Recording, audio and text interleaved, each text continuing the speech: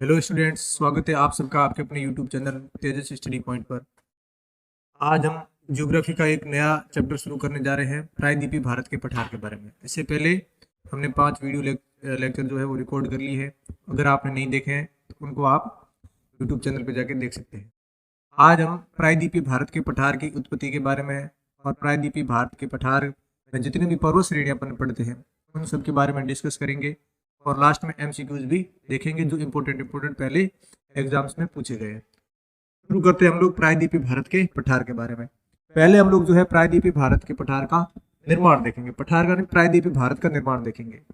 प्रायद्वीपीय भारत का मतलब क्या होता है? प्रायद्वीप का मतलब पहले समझेंगे अपन। प्रायद्वीप का मतलब होता है ऐसा भाग, ऐसा भूभाग जो 3 ओर से जल से घिरा हुआ होता है, उसको जो है प्रायद्वीप बोला जाता है। पहले कई जो है करोड़ों साल पहले जो है पूरी पृथ्वी पर जो है एक ही महाद्वीप हुआ करता था जिसका नाम था पेंजिया। एक ही महाद्वीप है जिसका नाम था पेंजिया, और पूरी पृथ्वी पर एक ही महासागर था जिसका नाम था पेंथालासा। ठीक है। उसके बाद में देखो यहाँ प्लेटों में विवर्तन होना शुरू हुआ। पहले टेक्टोनिक थ्योरी के अंदर इसको पढ़ा जाता है और किस प्रकार से प्लेटें जो है आपस में खिसकती गई और टूट के अलग अलग भूभाग बनते गए। शुरू में जो है जब प्लेटें अलग होती है तो 2 भूभाग बनते हैं, एक नॉर्थ में रहता है और एक साउथ में आ जाता है। ठीक है। नॉर्थ में उसको जो है अंगारा लैंड बोला जाता है। नॉर्थ में जो अंगारा लैंड है, और दक्षिण में होता है उसको गोंडवाना लैंड के नाम से जानते हैं। फिर और इनके अंदर जो है प्लेटों के अंदर हलचल होती गई और सारे भूभाग बनते गए और एक इस प्रकार का अपना महाद्वीप या अर्थ बनती है। अफ्रीका के दक्षिण में जो है ये इंडियन प्लेट थी जो उत्तर पूर्व की ओर गति करते हुए यूरेशियन प्लेट से टकराती है और यूरेशियन प्लेट से टकरा के पूरे इंडिया का जो है निर्माण होता है। हिमालय की उत्पत्ति के संबंध में जब अपन पढ़ रहे थे, हिमालय की उत्पत्ति पढ़ रहे थे, तो हमने देखा था कि जब एशियन प्लेट और यूरेशियन प्लेट और इंडियन प्लेट जब आपस में टकराते हैं तो बीच में जो समुद्र होता है, तैतीस सागर, उसके अंदर जो भी अवसाद होते हैं वो वलित होकर ऊपर उठ जाते हैं और हिमालय का निर्माण होता है। तो ये प्लेट जो है उत्तर पूर्व की ओर गति करती है और एशियन प्लेट से जाके टकरा देती है। इस प्रकार से जो है प्रायद्वीप भारत के अंदर एक और बात की जाए तो आप विस्तार में आप ये देख सकते हैं कि इसकी दक्षिण में जो है वो इंडियन ओशन है, हिंद महासागर है। प्रायद्वीपीय भारत के या भारत के दक्षिण में हिंद महासागर है, पूर्व की दिशा में जो है वो बंगाल की खाड़ी और पश्चिम की दिशा में अरब सागर है, और 3 साइड में पानी होने के कारण इसको जो है प्रायद्वीप भारत बोला जाता है। प्रायद्वीप वो भूभाग होता है जो 3 ओर से पानी से घिरा हुआ होता है। अब आगे देखते हैं भारत का प्रायद्वीपीय पठार एक अनियमित त्रिभुजाकार आकृति वाला भूखंड है जिसका विस्तार देखो इधर, ये जो प्रायद्वीप भारत है इसकी जो आकृति कैसी है वो एक उल्टे त्रिभुज की जैसी है, अनियमित त्रिभुज की तरह है। ठीक है। विस्तार की बात की जाए तो इसका उत्तर पश्चिम में जो एक अरावली की पहाड़ियां उत्तर पश्चिम में, पूर्व के अंदर जो है वो गारो, खासी और जैंतिया की पहाड़ियां है। मेघालय का पठार जो पूर्व में इसके सीमा निर्धारित करता है। दक्षिण में कार्डामम की पहाड़ियां या इलायची की पहाड़ियां जो तमिलनाडु में सबसे दक्षिणतम पहाड़ियां, और पश्चिम में बात की जाए तो गिर, मांडव, गिरनार और वारदा की पहाड़ियां जो गुजरात में स्थित है वो इसकी पश्चिम सीमा का निर्धारण करते हैं। यहाँ पर जो है इनके बीच में प्रायद्वीपीय भारत के पठार का विस्तार है।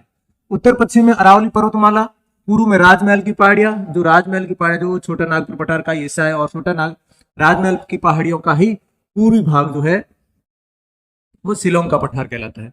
पश्चिम में गिर की पहाड़ियां, गिर, मांडो, ये जो है गुजरात के अंदर है, और दक्षिण में इलायची या कार्डामम की पहाड़ियां, तो इसका विस्तार है।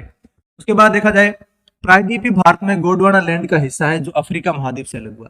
गोंडवाना लैंड अपन ने अभी पढ़ा था कि जब महाद्वीप टूटकर अलग हुए थे तो एक उत्तर में जो अंगारा लैंड था और दक्षिण में जो था उसको गोंडवाना लैंड बोला जाता है, और दक्षिण में गोंडवाना लैंड से ही जो है इंडियन प्लेट का निर्माण होता है। वहीं से जो है इंडियन प्लेट यूरेशियन प्लेट से जाके टकराती है। तो ये अफ्रीका से अलग हुआ है और गोंडवाना लैंड का हिस्सा है। गुजरात में गिर, मांडो तथा वारदा की पहाड़ियां प्रायद्वीप भारत का ही हिस्सा है। गिर, मांडो, वारदा और गिरनार, ये सारी पहाड़ियां जो है वो प्रायद्वीपीय भारत का हिस्सा है। आगे कुछ और देखते हैं प्रायद्वीपीय पठार के ढाल के बारे में। प्रायद्वीपीय पठार के ढाल की बात की जाए तो ये पढ़ा जाता है कि प्रायद्वीपीय भारत जो उत्तर की साइड है, जैसे मान लो ये प्रायद्वीपीय भारत है, ठीक है, तो उत्तर के जो विंध्यन पर्वत है या सतपुड़ा पर्वत से उत्तर जितने भी पर्वत है, विंध्यन पर्वत, अरावली पर्वत, उनकी जो है वो ढाल उत्तर की साइड में है। उत्तरी प्रायद्वीपीय भारत की ढाल जो है वो उत्तर की साइड में, इसी कारण जो है सोन, बेतवा, चंबल, दामोदर, ये सारी की सारी नदियां जो है वो गंगा नदी में जाके मिल जाती है, क्योंकि ये उत्तर की ओर बहती है। और उत्तरी प्रायद्वीपीय भारत की जो ढाल है, उत्तरी प्रायद्वीपीय पठार की जो ढाल है वो उत्तर की दिशा में, और उसके नीचे दक्षिण प्रायद्वीपीय पठार की जो ढाल है वो पूर्व दिशा में, इधर की साइड। इसका यही कारण है कि ज्यादातर नदियां जो है वो बंगाल की खाड़ी में अपना जल गिराती है। बड़ी नदियों की बात की जाए, महानदी, गोदावरी, कृष्णा, कावेरी, ये सारी नदियां जो है वो बंगाल की खाड़ी में गिरती है। और क्यों गिरती है? क्योंकि प्रायद्वीपीय भारत की ढाल जो है वो पूर्व दिशा की ओर है। दो नदियां इसका अपवाद है जो पूर्व अपनी ढाल के विरुद्ध बहती है, अपनी ढाल की विपरीत दिशा में बहती है, नर्मदा और तापी नदी। ये नदियां जो है वो अपने प्रायद्वीपीय भारत की ढाल के विपरीत दिशा में क्यों बहती है? क्योंकि ये भ्रंश घाटियों में बहती है, रिफ्ट वैली के अंदर बहती है। भ्रंश घाटी क्या होती है? जो जब दोनों साइड जो है पहाड़ ऊपर उठे हुए होते हैं और बीच में नदी का जो है गहरा भाग होता है, उसको भ्रंश घाटी बोला जाता है। तो नर्मदा और तापी दो नदियां जो है वो भ्रंश घाटियों में बहती है और वो अरब सागर में अपना जल गिराती है।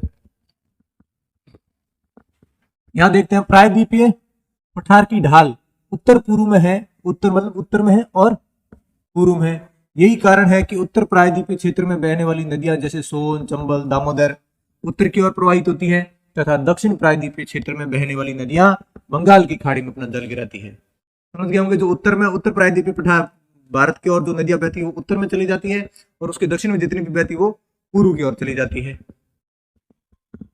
प्रायद्वीपीय नदियों में नर्मदा एवं तापी नदियां इसका अपवाद है, क्योंकि ये नदियां प्रायद्वीपीय पठार की ढाल के विपरीत दिशा में बहकर अरब सागर में अपना जल गिराती है। अभी बताया था कि नर्मदा और तापी इसका अपवाद क्यों है? क्योंकि ये भ्रंश घाटियों में बह के और अरब सागर में अपना जल गिराती है। प्रायद्वीपीय पठार को पठारों का पठार भी कहते हैं, क्योंकि ये अनेक पठारों से मिलकर बना है। अनेक पठार कौन कौन से वो अभी अपन आगे देखेंगे। ये देखो, प्रायद्वीपीय भारत के पठार का विभाजन कर दिया है। विभाजन जो है पढ़ने की सुविधा की दृष्टि से इसका दो प्रकार से विभाजन किया गया है। एक तो प्रायद्वीपीय भारत के पठार में उनकी पर्वत श्रेणियों को पढ़ा जाता है, और दूसरे में पठारों को पढ़ा जाता है। आज की क्लास के अंदर हम सिर्फ और सिर्फ पर्वत श्रेणियों के बारे में अध्ययन करेंगे, और उनसे संबंधित जितने भी प्रश्न बनते हैं वो सारे डिस्कस करेंगे। पर्वत श्रेणियां कौन कौन सी पढ़ी जाती है? अरावली पर्वत, विंध्याचल पर्वत, सतपुड़ा पर्वत श्रेणी, राजमहल की पहाड़ियां। राजमहल की पहाड़ियों को जो है वो हम छोटा नागपुर पठार के साथ कल पढ़ेंगे। पूर्वी घाट पर्वत और पश्चिम घाट पर्वत। और कल हम जो है पठारों के बारे में पढ़ेंगे। मालवा का पठार, बुंदेलखंड का पठार, छोटा नागपुर पठार, दंडकारण्य पठार, मेघालय का पठार, दक्कन का पठार, तेलंगाना का पठार और कर्नाटक का पठार। स्थिति देखनी तो आपको आज पर्वत श्रृंखला, यहाँ पर्वत श्रेणियां पढ़ रहे थे, स्थिति में आपको बता देता हूँ। ये राजस्थान में जो है ये अरावली पर्वत श्रृंखला का विस्तार है। गुजरात से लेकर दिल्ली रेस तक जो है वो अरावली पर्वत श्रृंखला का विस्तार है। अरावली के जो दक्षिण में वो विंध्यन पर्वत श्रृंखला है, जो नर्मदा नदी के उत्तर में स्थित है। विंध्यन पर्वत श्रृंखला के दक्षिण में नर्मदा नदी आती है, और नर्मदा नदी के नीचे सतपुड़ा पर्वत श्रेणी आती है। फिर इधर ईस्टर्न जो है वेस्ट कोस्ट या फिर पश्चिम तट पर जो है, पश्चिम तट के एक समानांतर होता है पश्चिम घाट, और पूर्वी तट के समानांतर कौन सा है? पूर्वी घाट। पूर्वी घाट में हम ये भी देखेंगे कि ये जो है आपको ऐसे कटा कटा बता रहा है। क्यों? क्योंकि प्रायद्वीपीय भारत की ढाल जो है उत्तर दिशा में है, सॉरी पूर्व दिशा में, और पूर्व दिशा में सारी नदियां अपना जल बंगाल की खाड़ी में पूर्व दिशा में गिराती, तो नदियों ने इन्होंने इनको काट दिया है, तभी जो है इनको अलग अलग पढ़ा जाता है। इनका विस्तार जो है हम आगे पढ़ेंगे। उसके बाद हम जो है यहाँ दक्षिण भारत की पहाड़ियों के बारे में पढ़ेंगे। अन्नामलाई की पहाड़ियां, नीलगिरी की पहाड़ियां, पालनी की पहाड़ियां, कार्डमम की पहाड़ियां, इनके बारे में।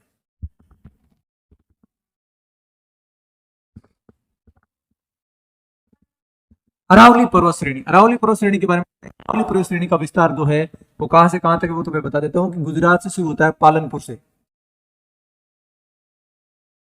गुजरात पालनपुर से शुरू होता है और दिल्ली रिज तक इसका विस्तार है। लगभग 800 किलोमीटर है, कहीं आपको जो है 692 किलोमीटर भी इसका पूछा जाता है। पूछा तो नहीं जाता, लेकिन आप ध्यान रखें। और अरावली पर्वत श्रेणी का जो है 80% विस्तार जो है राजस्थान राज्य में, ये ध्यान रखें। ये प्राचीनतम मोड़दार अवशिष्ट पर्वत का उदाहरण है। इसकी उत्पत्ति प्री कैम्ब्रियन काल 570 मिलियन वर्ष पूर्व हुई थी। ये जो किसका उदाहरण है? ये बहुत ही प्राचीन गलित पर्वत का उदाहरण है, बहुत पुराना है। उत्पत्ति कब हुई थी? प्री कैम्ब्रियन काल में। अरावली संरचना पश्चिम भारत का मुख्य जल विभाजक है, जो राजस्थान मैदान का अपवाह क्षेत्र को गंगा मैदान के अपवाह क्षेत्र से अलग करती है। राजस्थान के मैदानी अपवाह क्षेत्र को जो है गंगा के अपवाह क्षेत्र से अलग करती है। कौन सी? ये अरावली पर्वतमाला, और ये जो है एक जल विभाजक का काम करती है। जल विभाजक क्या होते हैं? वो अपवाह तंत्र जब पढ़ेंगे नदियों के, तब अपन जल विभाजकों के बारे में अध्ययन करेंगे कि कौन कौन से जल विभाजक है। अरावली पर्वत का सर्वोच्च शिखर जो है वो गुरु शिखर है। सबसे ऊंची शिखर कौन सी है? गुरु शिखर, जो कहाँ पे है?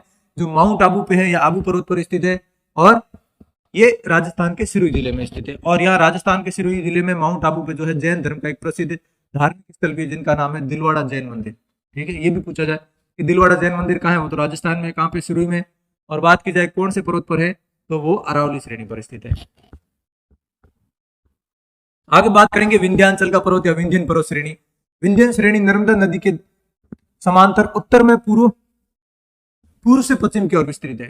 ठीक है, तो ये बात करता हूं, ये अरावली की जो है दक्षिण में बात की जाए, ये विंध्यन पर्वत श्रेणी है। उसके दक्षिण में जो है वो नर्मदा नदी बहती है।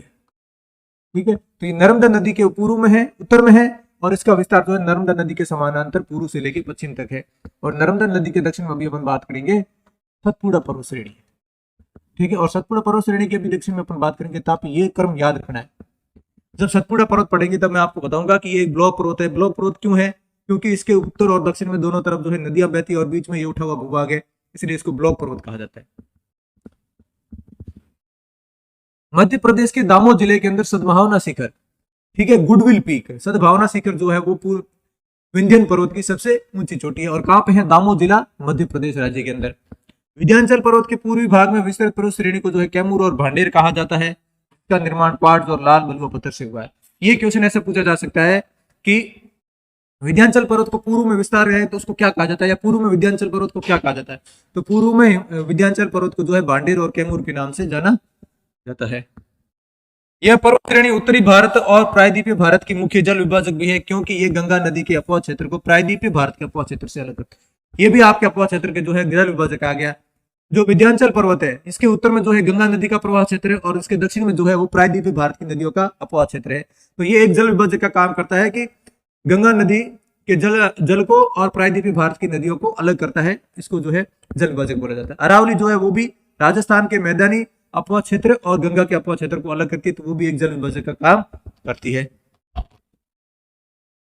अब आगे देखते हैं सतपुड़ा श्रेणी। सतपुड़ा पर्वत श्रेणी के बारे में क्या पढ़ेंगे? यह भारत के मध्य भाग में स्थित है।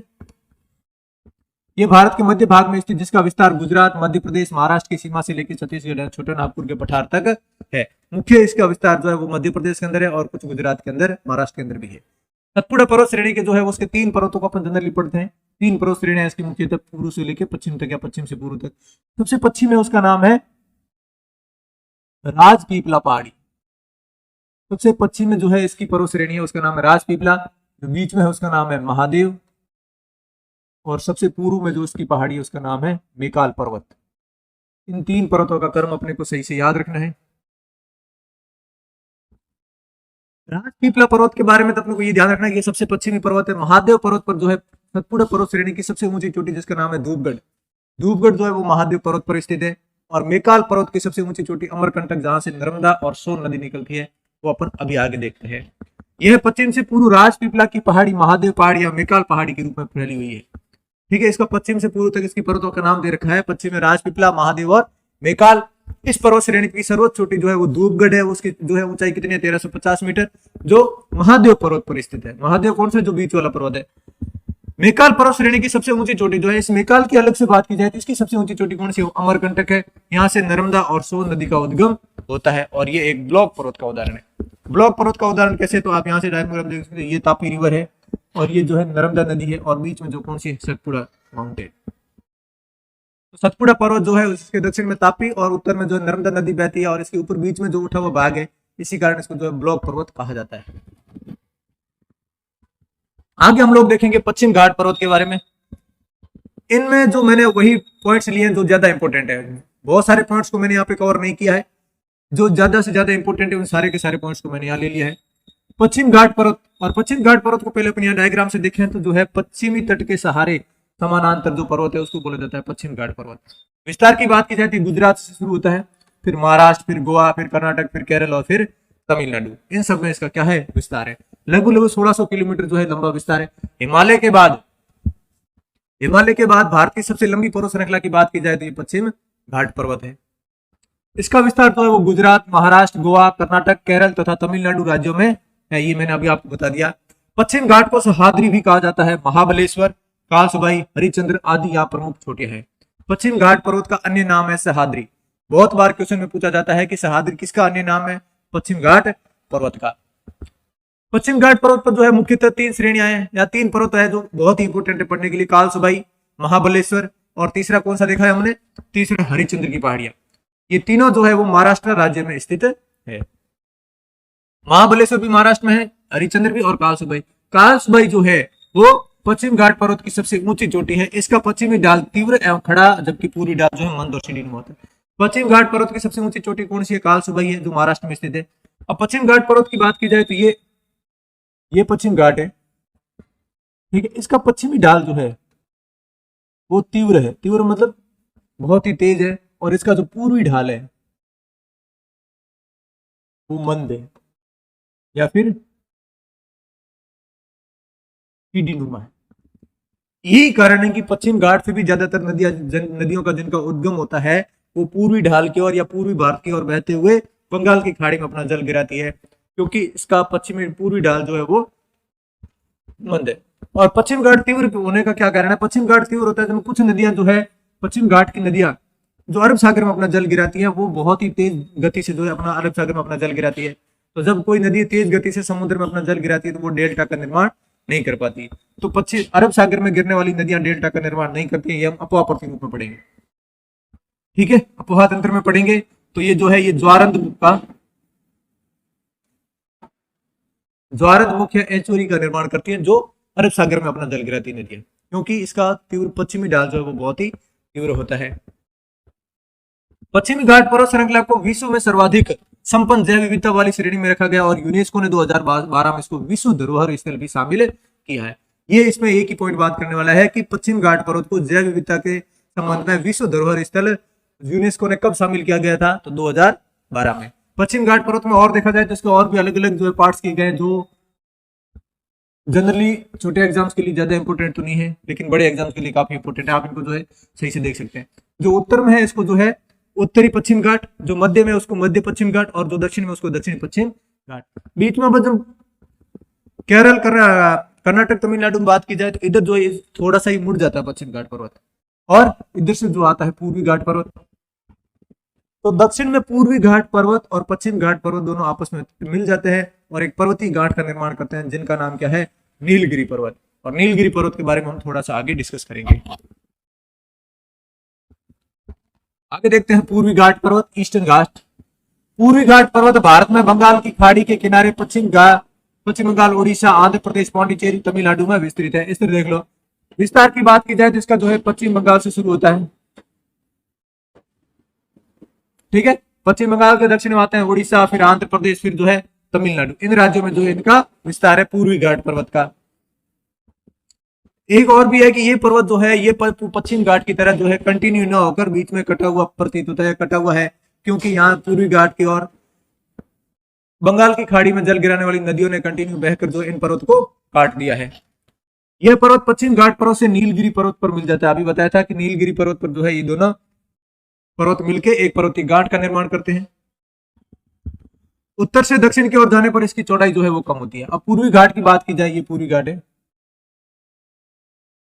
अब जो ऊपर से जो है नीचे उत्तर से दक्षिण की ओर आएंगे तो इसकी चौड़ाई में जो फर्क, जब शुरू में देखते हैं पश्चिम बंगाल उड़ीसा के अंदर जो इसकी चौड़ाई है लगभग 250 किलोमीटर तक होती है, और दक्षिण में आने पर जब तमिलनाडु है यहाँ पर इसकी जो है चौड़ाई मात्र जो है 100 किलोमीटर ही रहती है, ठीक है। पूर्वी घाट पर्वत को आंध्र प्रदेश में जो है किन किन नामों से जाना जाता है? पालकुंडा और नलामलाई, ठीक है। आंध्र प्रदेश में जो है पहाड़ियों के नाम है क्या है? पालकुंडा और नलामलाई। आगे देखते हैं दक्षिण भारत का प्रसिद्ध तिरुपति माला पहाड़ी पर स्थित तिरुपति मंदिर जो है वो पालकुंडा पर्वत श्रृंखला का ही भाग है। जो तिरुपति मंदिर है जो भारत का प्रसिद्ध मंदिर है, जो कहां पर है? वो तिरुपति माला पहाड़ी पर स्थित है। और तिरुपति माला पहाड़ी जो है किसका पार्ट है? वो पालकुंडा पर्वत का ही भाग है। और पालकुंडा को आपने देखा आंध्र प्रदेश में पूर्वी घाट को ही पालकुंडा कहा जाता है, ठीक है। आंध्र प्रदेश का तिरुपति मंदिर। फिर पूर्वी घाट पर्वत का जो है वो तमिलनाडु में भी अलग अलग नाम है, अलग अलग पहाड़ियों के अनुसार उनके अलग अलग नाम है। क्या क्या नाम है? तो तमिलनाडु में इसके नाम है एक तो पालनी की पहाड़ियां, जवादी की पहाड़ियां और सेवराय की पहाड़ियां। पालनी, जवादी और सेवरॉय की पहाड़ियां, ये नाम कहां पर है, ये तमिलनाडु में है। आगे देखेंगे दक्षिण का पर्वतीय क्षेत्र। दक्षिण का पर्वतीय क्षेत्र अपने देखा था भाई, जो पश्चिम घाट और पूर्वी घाट मिलकर एक पर्वतीय घाट का निर्माण करते हैं, तो उसका नाम है नीलगिरी। ठीक है, नीलगिरी के दक्षिण में बात करेंगे तो जो है अन्नामलाई की पहाड़ी है। अन्नामलाई के दक्षिण में बात करेंगे तो वो है कार्डमम या इलायची की पहाड़ियां। और इसके इधर की साइड जो है वो क्या है, पालनी की पहाड़ियां है।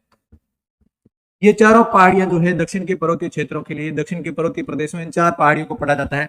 चारों पहाड़ियों के संबंध में जितने भी इंपोर्टेंट क्वेश्चन है वो मैंने यहाँ लिख ली। पहले मैं आपको ये बता देता हूँ कि नीलगिरी पर्वत है, इसको नीलगिरी क्यों कहा जाता है, तो क्योंकि नीलगिरी पर्वत श्रृंखला पर एक जो है नील कुरुंजी नाम का पौधा पाया जाता है, पेड़ पाया जाता है, जो है जिस पर जो है नीले कलर के फूल खिलते हैं, इसी कारण इसको जो नीलगिरी कहा जाता है। अब नीलगिरी पर्वत श्रृंखला की सबसे ऊंची चोटी का नाम होता है डोडा बेटा, जो पूरे दक्षिण भारत की या पूरे प्रायद्वीपीय भारत की दूसरी सबसे ऊंची चोटी है। तो नीलगिरी की सबसे ऊंची चोटी जिसका नाम है डोडा बेटा, पूरे दक्षिण भारत की जो है दूसरी सबसे ऊंची चोटी। नीलगिरी पर्वत का विस्तार की बात की जाए तो इसका 3 राज्यों में मेन विस्तार है, कर्नाटक, केरल और तमिलनाडु। सबसे ऊंची चोटी डोडा बेटा, विस्तार जो है कर्नाटक, केरल और तमिलनाडु में। और नीलगिरी की बात की जाए तो इसके ऊपर जो है तमिलनाडु का एक फेमस पर्यटक स्थल है जिसका नाम है उडगमंडल या फिर ऊटी, जो नीलगिरी पहाड़ियों पर स्थित है। अन्नामलाई की पहाड़ियों के बारे में अपने को याद रखना है कि अन्नामलाई की सबसे ऊंची चोटी कौन सी है, अनाई मुड्डी जो है वो अन्नामलाई पहाड़ियों की सबसे ऊंची चोटी है। और अन्नामलाई की ही नहीं, पूरे दक्षिण भारत की, पूरे प्रायद्वीपीय भारत की सबसे ऊंची चोटी कौन सी है, वो अनाई मुड्डी है। और दूसरे नंबर पर किसका नंबर आता है, डोडा बेटा का। पालनी की पहाड़ियों के बारे में एक बात ध्यान रखते हैं कि तमिलनाडु के अंदर एक और जो है फेमस पर्यटक स्थल है जिसका नाम है कोडाईकनाल। कोडाईकनाल झील भी है, कोडाईकनाल जो है प्रसिद्ध पर्यटक स्थल भी है, और वो कहां पे, वो पालनी की पहाड़ियों पर स्थित है। दक्षिण पर्वतीय क्षेत्र के अंतर्गत केरल तमिलनाडु की सीमा पर स्थित नीलगिरी, अन्नामलाई, कार्डमम और तमिलनाडु में स्थित पालनी की पहाड़ियों को अध्ययन किया जाता है। नीलगिरी पर्वत श्रृंखला का कुछ हिस्सा तमिलनाडु, कर्नाटक और केरल में भी है। तो आप यहां से ध्यान रखेंगे कि नीलगिरी का विस्तार कहां कहां है, तो कर्नाटक, तमिलनाडु और केरला के अंदर। डोडा बेटा नीलगिरी पर्वत श्रेणी की सबसे ऊंची चोटी है। प्रसिद्ध पर्यटक स्थल उडगमंडल या ऊटी जो है वो नीलगिरी पहाड़ी पर ही स्थित है। तो तमिलनाडु के अंदर जो है उडगमंडल या ऊटी जो है वो फेमस पर्यटक स्थल है, और वो कहां पे, नीलगिरी पहाड़ियों पर स्थित है। और सबसे ऊंची चोटी कौन सी है, डोडा बेटा, दक्षिण भारत की दूसरी सबसे ऊंची चोटी। केरल के नीलगिरी पर्वत में स्थित शांत घाटी साइलेंट वैली सर्वाधिक जैव विविधता वाले क्षेत्रों में से एक है, बहुत इंपॉर्टेंट जैव विविधता धनी क्षेत्र जिसका नाम है साइलेंट वैली या शांत घाटी, वो कहां पे है, केरल में। और कौन सी पहाड़ियों पर स्थित है, नीलगिरी पहाड़ी पर स्थित है। अन्नामलाई पर्वत की चोटी, अन्नामलाई की पर्वत की सबसे ऊंची चोटी, सर्वोच्च नहीं लिखा हुआ है, अन्नामलाई पर्वत की सबसे ऊंची चोटी, सर्वोच्च चोटी जो है अनाई मुड्डी है, वो दक्षिण भारत की या प्रायद्वीपीय भारत की सबसे ऊंची चोटी है। प्रायद्वीपीय भारत की सबसे ऊंची चोटी कौन सी, अनाई मुड्डी, जो अन्नामलाई की सबसे ऊंची चोटी है। कार्डमम में क्या है, कार्डमम प्रायद्वीपीय भारत की दक्षिणतम पर्वतीय क्षेत्र है, ये केरल तमिलनाडु की सीमाओं पर स्थित है। भारत की सबसे दक्षिणतम पर्वत श्रेणी की बात की जाए तो कौन सी है, कार्डमम पर्वत श्रेणी। विस्तार जो है इसका केरल और तमिलनाडु राज्य में है। प्रसिद्ध पर्यटक मंडल अभी बताया था, पर्यटक स्थल जो है कोडाईकनाल कहां पे है, पालनी की पहाड़ियों पर स्थित है, और तमिलनाडु के, तो तमिलनाडु के दोनों पर्यटक स्थलों के नाम ध्यान रखेंगे, ऊटी और कोडाईकनाल। ऊटी जो है वो नीलगिरी की पहाड़ी पर स्थित है, और कोडाईकनाल जो है वो पालनी की पहाड़ी पर स्थित है। यहां तक हम लोगों ने जो है पर्वतीय क्षेत्र, जितने भी प्रायद्वीपीय भारत के पर्वतीय क्षेत्र आना जो है, अरावली से शुरू करके विंध्यन पर्वत, सतपुड़ा पर्वत, पूर्वी घाट, पश्चिम घाट और दक्षिण भारत के पर्वतीय प्रदेशों के बारे में कंप्लीट अध्ययन किया। इनसे संबंधित जितने भी अच्छे अच्छे एमसीक्यूज बन सकते हैं वो यहाँ पे मैंने लिख रखे हैं, आप उनको सही से देख सकते हैं और उनको अटेंड कर सकते हैं। और पहले के वीडियो में जो हमने क्या क्या पढ़ा है, तो हिमालय के बारे में पूरा पढ़ा है, उत्तर भारत के विशाल मैदान के बारे में पढ़ा है, और भारत की स्थिति और विस्तार के बारे में पढ़ा है। अगर आपको इन सब के बारे में जो है पढ़ना है तो आप उन पीछे वाले वीडियोस को देख सकते हैं। आगे अपन क्वेश्चन अटेंड करेंगे। क्वेश्चन को देखते हैं, गिरनार की पहाड़ियां कहां स्थित है। गिरनार की पहाड़ियां आपने देखा था, गिर, मांडव, बारदा और गिरनार चारों पहाड़ियां कहां पे हैं, गुजरात में स्थित है। तो ये गुजरात जो पश्चिमी सीमा का निर्धारण करते हैं प्रायद्वीपीय भारत की। कार्डमम की पहाड़ी कहां अवस्थित है, कार्डमम की पहाड़ियां कहां है, इलायची की पहाड़ियां, कार्डमम की पहाड़ियां। अपने अभी देखा था कि भारत की या दक्षिण भारत की या भारत की सबसे दक्षिणतम पहाड़ी या पर्वत श्रेणी कौन सी है, कार्डमम पर्वत श्रेणी है, और इसका विस्तार जो है केरल और तमिलनाडु में है। आंसर दे रखा है केरल दे रखा है, इसका आंसर हो जाएगा केरल। गारो, खासी और जयंतिया पहाड़ियां किस राज्य में है? गारो, खासी और जयंतिया को हम लोगों ने आज नहीं पढ़ा। क्यों नहीं पढ़ा? क्योंकि अपन कल पढ़ेंगे। गारो, खासी और जयंतिया जो है मेघालय के शिलोंग पठार का हिस्सा है। छोटा नागपुर पठार का पूर्वी विस्तार में अपन पढ़ते हैं राजमहल की पहाड़ियां, और राजमहल की पहाड़ियों का और पूर्वी विस्तार की बात की जाए तो हम ये पढ़ते हैं मेघालय का पठार या शिलोंग पठार। उसमें अपन इन 3 पहाड़ियों का अध्ययन करेंगे, गारो, खासी और जयंतिया। तो अभी आपके लिए यहाँ से ध्यान रख सकते हैं मेघालय का पठार या मेघालय की श्रेणी है। निम्नलिखित में से कौन सी दक्षिण भारत की सबसे ऊंची चोटी है? दक्षिण भारत की सबसे ऊंची चोटी की बात की जाए अभी तुरंत हम लोगों ने पढ़ा है कि दक्षिण भारत की सबसे ऊंची चोटी कौन सी है? अनामलाई की अनाईमुड्डी सबसे ऊंची चोटी है।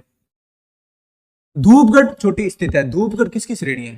अभी आप लोगों ने देखा सतपुड़ा। सतपुड़ा पर्वत का जो है पश्चिम से पूर्व तक विस्तार पड़ता है। राजपीपला की पहाड़ियां, महादेव की पहाड़ियां, मेकाल की पहाड़ियां। मेकाल पर्वत की श्रेणी की सबसे ऊंची चोटी जो अमरकंटक, जहां से सोन और नर्मदा नदी निकलती है। बीच में जो महादेव पर्वत है, इस पर जो है पूरे की पूरे सतपुड़ा पर्वत श्रेणी की सबसे ऊंची चोटी स्थित है। कौन सी है? धूपगढ़। यहाँ आपको महादेव ना मैकाल ना राजपीपला दे रखा है, तो अपने को क्या करेंगे कि ये किसकी जो है चोटी है? तो सतपुड़ा रेंज की। अरावली श्रेणियां किस राज्य में स्थित है? अरावली श्रेणी। अरावली श्रेणी की बात की जाए तो अपने शुरुआत गुजरात से लेकर, गुजरात के पालनपुर से ऐसे शुरुआत होती है और राजस्थान से होती है दिल्ली रेंज तक इसका विस्तार है। इसका मैक्सिमम जो 80% विस्तार है वो कहाँ पे? अकेले राजस्थान राज्य के अंदर है। तो इसका आंसर हो जाएगा राजस्थान। कोडाईकनाल किस पर्वत श्रृंखला पर स्थित है? कोडाईकनाल प्रसिद्ध पर्यटक स्थल जो तमिलनाडु में स्थित है, पालनी की पहाड़ियों पर स्थित है। वो अभी हम लोगों ने डिस्कस किया था। ये रहा पालनी की पहाड़ियां, आंसर हो जाएगा। उत्तर पश्चिम में स्थित पर्वत है। उत्तर पश्चिम में पर्वत कौन सा है? उत्तर पश्चिम की बात की जाए तो प्रायद्वीपीय भारत की जो उत्तर पश्चिम सीमा का निर्धारण करता है वो कौन सा पर्वत है? तो हमने शुरुआत में जो शुरुआत किया था तो अपन ने सीमा देखी थी। उत्तर पश्चिम सीमा का निर्धारण अरावली पर्वत करता है। पश्चिम में गिर और मांडू की पहाड़ियां हैं। उत्तर के पूर्व में जो है मेघालय का पठार या राजमहल की पहाड़ियां हैं, और दक्षिण में कार्डामम की पहाड़ियों तक जो है प्रायद्वीपीय भारत का विस्तार है। बात क्या है? उत्तर पश्चिम सेवेरोय की पहाड़ियां कहाँ स्थित है? हमने पूर्वी घाट जब पर्वत पढ़ा था तो हमने ये देखा था कि आंध्र प्रदेश में पूर्वी घाट के जो 2 नाम है क्या है? पालकोंडा और नलामलाई। ठीक है, जहां पर जो है पालकोंडा पर जो है तिरुपति मंदिर तिरुपति माला पहाड़ी पर स्थित है। उसके बाद जब तमिलनाडु में उसके विस्तार की बात की थी तो हमने 3 पहाड़ियों के नाम पढ़े थे कि पूर्वी घाट के कौन कौन सी? पालनी की पहाड़ियां, जावादी की पहाड़ियां और सेवेरोय की पहाड़ियां। तो सेवेरोय की पहाड़ियां कहाँ पे है? तमिलनाडु में है। सेवेरोय की पहाड़ियां तमिलनाडु में। सह्याद्री क्षेत्र श्रृंखला किस नाम से निम्नलिखित में से कौन सा जाना जाता है? मतलब किस पर्वत श्रृंखला को जो है सह्याद्री के नाम से जाना जाता है? बहुत बार एग्जाम्स में पूछा गया है। और सह्याद्री को किसे कहा जाता है? सह्याद्री पश्चिम घाट पर्वत को कहा जाता है। जहां पूर्वी घाट और पश्चिम घाट मिलते हैं वहां पर निम्नलिखित में से कौन सी पहाड़ियां स्थित है? मैंने अभी आपको बताया था कि जहां पूर्वी घाट और पश्चिम घाट मिलते हैं तो एक पर्वतीय गांठ का निर्माण करते हैं, और उस पर्वत श्रृंखला का बनती है, उसका नाम क्या है? नीलगिरी पर्वत श्रेणी। इसका आंसर हो जाएगा Nilgiri, option number C. Narmada एवं तापी नदियों के मध्य स्थित है। तो आपको एक बार थोड़ा सा वापस क्रम दिखा देता हूं ताकि ये आपको अच्छे से याद हो जाए कि उत्तर पश्चिम में तो जो है वो, एक सेकेंड, उत्तर पश्चिम में जो है वो तो अरावली है। ठीक है, थोड़ा प्रायद्वीप भारत को वापस देखते हैं। इधर जो है पश्चिम के अंदर गुजरात में गिर, मांडो, बारदा और गिरनार की पहाड़ियां हैं। और पूर्व की ओर बात की जाए तो राजमहल की पहाड़ियां या मेघालय का शिलोंग पठार है। और दक्षिण में कार्डमम। कार्डमम की पहाड़ियां केरल के अंदर और तमिलनाडु के अंदर विस्तृत है। अरावली के दक्षिण में बात की जाए तो ये जो है एक आती है विंध्यन पर्वत श्रेणी। विंध्यन पर्वत श्रेणी के बाद जो है नदी घाटी आती है, कौन सी? नर्मदा। और नर्मदा के दक्षिण में जो है वो आता है सतपुड़ा। और सतपुड़ा के दक्षिण में कौन सी नदी आती है? तापी नदी। ठीक है, फिर इधर से अपन देखते हैं पश्चिम घाट पर्वत, और इधर हम लोग देखते हैं पूर्वी घाट पर्वत। अपन ने क्या देखा था? क्वेश्चन ने नर्मदा और तापी नदियों के बीच, ये तापी और नर्मदा के बीच कौन सी पर्वत श्रृंखला है? सतपुड़ा पर्वत श्रेणी है। आगे देखते हैं अंडमान और निकोबार द्वीप समूह में सबसे अधिक ऊंचाई वाली चोटी। यहाँ पे अपन लोगों ने अंडमान और निकोबार द्वीप समूह के बारे में कुछ ज्यादा नहीं पढ़ा है। ये प्रायद्वीपीय भारत का पठार खत्म होने के बाद उसके 1 या 2 क्लासों के बाद हम जो है अंडमान और निकोबार द्वीप समूह के बारे में एक अलग से क्लास करेंगे। इसमें उत्तरी अंडमान, मध्य अंडमान और जो है दक्षिण अंडमान और निकोबार द्वीप समूह के बारे में, सबके बारे में सही से डिस्कस करेंगे। जब जो है इसको अंडमान और निकोबार की सबसे ऊंची चोटी के बारे में भी डिस्कशन किया जाएगा। फिलहाल मैं आपको ये बता देता हूँ कि अंडमान और निकोबार, लोगों को पता होगा, कुछ को नहीं पता है, मैं बता देता हूँ। अंडमान और निकोबार द्वीप समूह की सबसे ऊंची चोटी कौन सी है? सैडल पीक है। तो आ गया सैडल पीक। ठीक है। शेडल पीक एक नेशनल पार्क भी है जो भी अंडमान और निकोबार द्वीप समूह पर है स्थित है। यहाँ पर जो है पश्चिम प्रायद्वीप भारत के पठार में जितनी भी पर्वत श्रेणियां पढ़ सकते हैं वो हम लोगों ने पढ़ी, उसके रिलेटेड जितने भी अच्छे अच्छे एमसीक्यूज है वो हम लोगों ने लगा लिए। अगर आप लोगों को ये वीडियो अच्छा लगा है, क्लास अच्छी लगी है, तो आप वीडियो को जो है लाइक सब्सक्राइब कर सकते हैं, चैनल को सब्सक्राइब करें, और आपको जैसा भी वीडियो लगा है, जैसा भी आपको